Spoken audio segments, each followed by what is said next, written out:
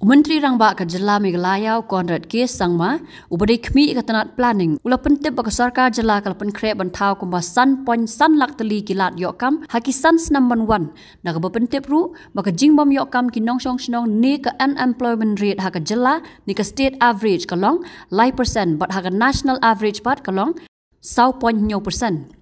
Haba jubab haka kenta kali Jingkylli haka singi bahnyo ka dorbar mang tingka jong yung dorbar thawan ka jela haka arpun reu trik urempang arja arpsaw yaki Jingkylli halor kumno bante lakam yaka jingkiu ka jingbom yokam kisamla bala kali daw nong thawan ka Congress na nong ston uba Gabriel Waklang nakal yang menteri Rangba ulaang bala thaw kumba arpon saw lak teli kilat yokam haki lai Snem bala dam. Hadian kini unong thawan ke Voice of the People's Party na nongkram uba Arden melebasayomaj ula bo Jingkylli laki engineer bat ki consultant na kajala ki yokam na em haki tanat baper ya ka bau menteri Rangba ulaang baki don bungut tangba don ya ka number ka bati kana bat hamar badap jubab menteri Rangba ya ki Jingkylli uba Arden usumbut lampang ke yang dorbar Timothy D Shira ula Khot kansan ya uba Ronnie V Lingdo unong ilam kal yang persya baru du Khot ka yang na melim constituency ban kli Jingkylli haka bau uba Ronnie ulaang ba mot ban kli Jingkylli henry jar bala Khot usembut lampang ban se ban bu kattu katni ki Jingkylli.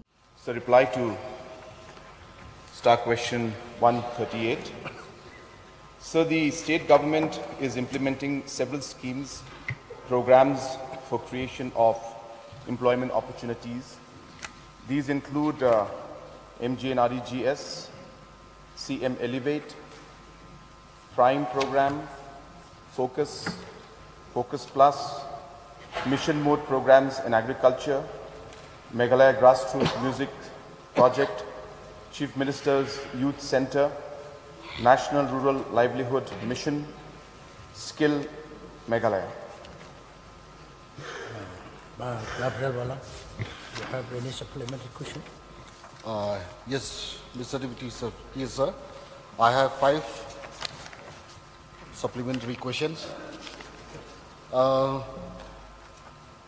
Mr. Deputy Speaker, sir, may I know from the Chief Minister, what is the employment rate in Meghalaya and what is Meghalaya ranks nationally?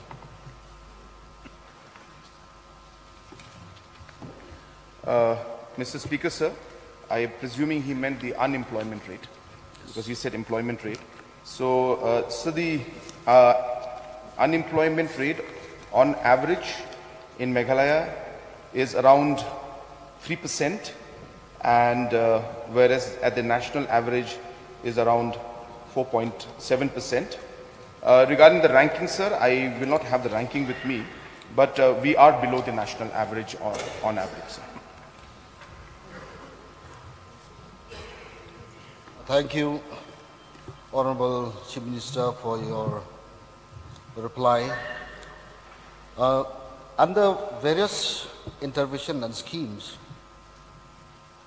as provided in the answer, may I know the data the youth are being employed in the last 3 years?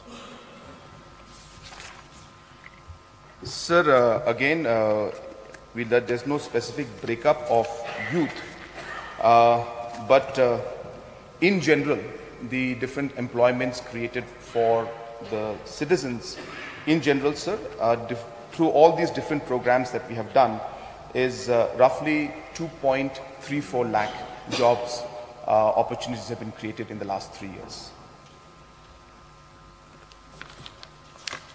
Another supplementary, Mr. Deputy Speaker, sir, may I know from the Honorable Chief Minister, how many jobs aimed by the government to employ the youth this year?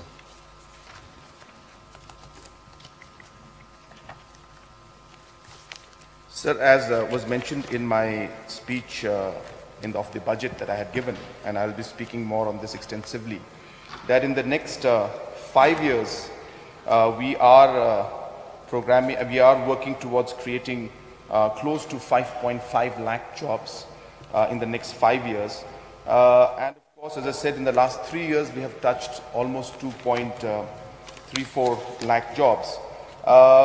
We will target, sir, as much as possible in every year, but our target is for the next 5 years, 5.35. So it will be not possible for me to give a specific number as to what is going to be the outcome in this particular year, because it depends on the multiple programs that are run. But even if we were to average these 5.35 lakhs, which we 5.5 lakhs which we expect in the next 5 years, that I roughly estimate anything plus minus 1 lakh jobs to be created through different programs of the government on an average in the next 1 year. Thank you. Mr. Deputy Sir, may I know from the Honorable Chief Minister how the number of youths get employed in the government sector for the last 2 years? So the last 2 years, again, I don't have the exact number with me because this number was being collected from different departments, but I can give a rough estimate to you of the major departments that were there. We had in the medical department, we had over 500 jobs that were created in the government sector. That is purely doctors alone, sir. We had jobs being created in terms of the nurses and other technical staff, which again was above 300 numbers. We had in the police itself, we had close to 1,000 jobs that were people who were employed. In the teaching also, we had close to 1,000 that were employed. And hence, even if you look at these big sectors that I'm talking about, sir, we have touching almost 3,000 jobs were created in the last 3 years. Apart from the different casual employees or contractual basis and the different jobs created at the district level. These are not included, sir. Those numbers we were not able to collect as it's very, very vast. We have to collect from all the departments, all the casuals, and all the district levels also there are casual employees. Hence, I just gave the rough figure of the larger departments which had created or had appointed our youth. Last Yes, sir. question. Thank you, Honorable Chief Minister, for your extensive reply. My last supplementary questions, Mr. Deputy Sir, may I know from our Honorable Chief Minister, for the last 2 years, no applications were called in the DSC, District Selection Committee. May I know from our Honorable Chief Minister, when can the DSC start calling for the vacant lying posts in each district? Sir, it's not a fact that the district selection committees have not been calling. I don't have the exact number with me, but I do recall replying to one of the supplementaries at one point where different district selections have been recruiting. Though the number has not been at the level desired, but on and off, almost in every district there have been recruitments. There could be 1 or 2 districts where there may have been lesser recruitments, but those exact numbers are not with me. But it's not a fact that there was no recruitment at all. There was recruitment, but not at the desired pace. Now, why was that not happening? I have replied to that also last time. It's not happening, sir, number one, because of the fact that we had the issue of COVID. Number 2, sir, we had the issue of the court cases in terms of the roster. And third, sir, once the roster system was implemented, there was a bit of confusion and a bit of complication in terms of the clarifications of the district selection committees, where they wanted, where they had to take approvals from the personnel department before calling the interviews. But even that now we have changed, and we have now allowed the district selections headed by the deputy commissioner to go ahead, approve the vacancies, and go ahead and call for the recruitment. And only if there's a confusion will the district selection then take approval or get clarification from the personnel department. Otherwise, they are now at liberty with the approval of the chairman, which is the deputy commissioner, to go ahead. So I expect that the process of this district selection will be much faster after this clarification and this notification. Thank you. If there is no other member to ask, Yeah. Okay. So as we know that the population of Meghalaya has been growing, so may I know what is the total number of unemployed in the live register of employment exchange as on 31st March 2023? So as I said, that exact number is not there with me, but as I said, the percentage... Sir. I mean the number of unemployed in the live register of employment exchange. So that number is not there with me right now. Sir, one more question. So I would like to know from the Honorable Chief Minister the total numbers of consultants appointed by the government and how many qualified engineers, persons from the state have been appointed as consultants. So this is a very detailed question. I will not have specific reply to the number of consultants employed, but a large number of individuals have been appointed from the state and consultants, and large number of engineers also are there who are appointed. The exact number is not available with me right now, sir. Baroni Lindo. Sir, I didn't intend to ask question, but since you call out my name, You just raised okay, sir. Sir, may I ask from the Honorable Chief Minister, out of the 5 lakhs, how many will be included in the organized sector and how many will be included in the unorganized sector, sir? Sir, this is the greatness of our assembly. Even those who don't want to ask questions have been given a chance to ask questions.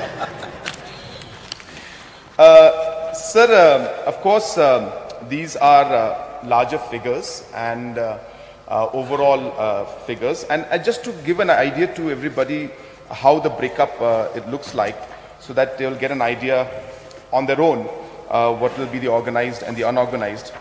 So we targeting that we should create in the agriculture and allied sectors, we are expecting to create about 2.5 lakh job opportunities in the next 4 years.